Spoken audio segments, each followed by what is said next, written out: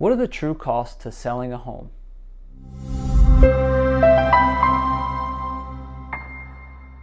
What's up guys, Tyler here with Bridgelight Properties, and today we're going to talk about all the fees and costs that go into selling a home the traditional way on the market.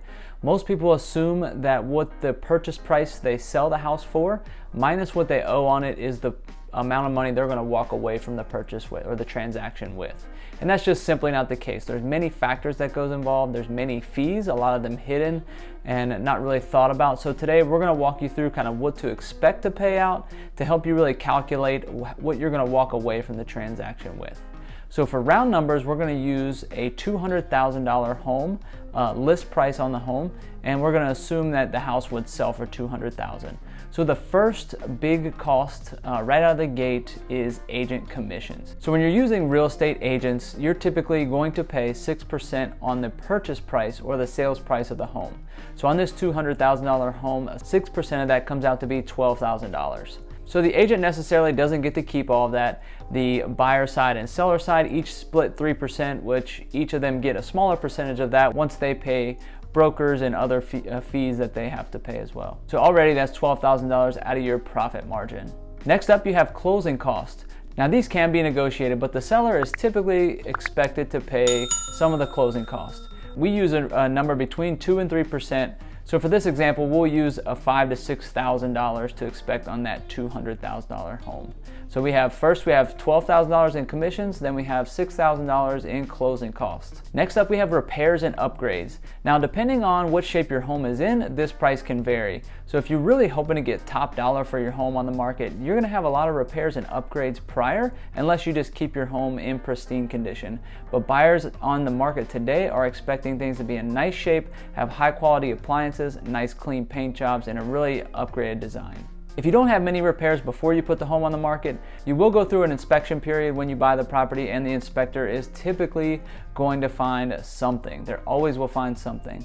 And you as the seller are expected to fix certain things. Now again, this can be negotiated, but certain things like safety hazards or electrical things that may have gone out of date or the code has been updated, you are expected to pay for those. So that is one hidden expense there. Next is your mortgage payment. So a lot of people don't think about this, but homes on the market typically take 30, 60, 90 days, potentially 3 months where you're continuing to make that mortgage payment on your home, assuming you might have moved out of it or you might have bought another home yourself. You have to factor in potentially having to make mortgage payments on 2 properties at once until the home actually sells and closes. So the next expense here is probably not relevant to most of the homeowners who have lived in the property for at least 2 of the last 5 years. If you've lived in a property for at least 24 months and it's been out of the last 5 years, any capital gains that you get on the property are exempt. There are some clauses in there that I won't speak to specifically because I'm not a tax professional, so please consult a professional tax consultant. You should expect it to be tax-free, less than $250,000 as an individual, and about $500,000 as a married couple, but again, you'll want to talk to a tax professional on that. If you've not lived in the home for at least 2 years, you have to factor capital gains as an expense when you're selling a property.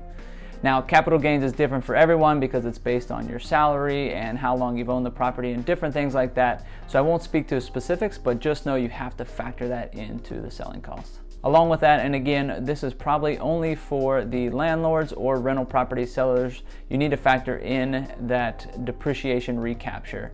So this is kind of catching up for all of those years or all of the depreciation benefits that you got to write off on your taxes over the years. This is recapturing anything that hasn't fully amortized on your taxes this far. Again, get with a tax professional to really calculate that out, but do not forget to factor that in. So again, as you can see, there are a lot of things to factor in and weigh into what you might get at the end of the day. So don't get too excited when you know you're selling your home for much more than you purchased it without kind of factoring in and setting the proper expectations. So really don't get excited until you get the final HUD statement from your title office to see what the check that will be cut to you on closing day is. And if that sounds like too much of a hassle and you really don't want to deal with all these different things that could pop up on all these different fees and commissions, give us a call here at Bridgelight Properties. So we're a professional home buyer. We buy homes as is. That means no repairs or upgrades. We pay all closing costs, so you don't need to factor that in. We are not real estate agents ourselves and do not charge a commission for putting the transaction together. So that wipes out most of the fees. If you are a landlord, there are some options to spread out your tax obligation as well. We're happy to put together creative offers like that for you if that's something you're considering. If you're looking for just a simple transaction, we do all cash, close within a couple weeks, so it knocks that mortgage payment out of there as well if you're planning to pay that. So if you're on the fence at all, just give us a call. We're happy to talk to you about your house and your situation. Again, I hope this was helpful for you, and just remember to kind of think through everything before you get excited about running off to the bank with a big check. Tyler here with Bridgelight Properties, and we'll catch you next time.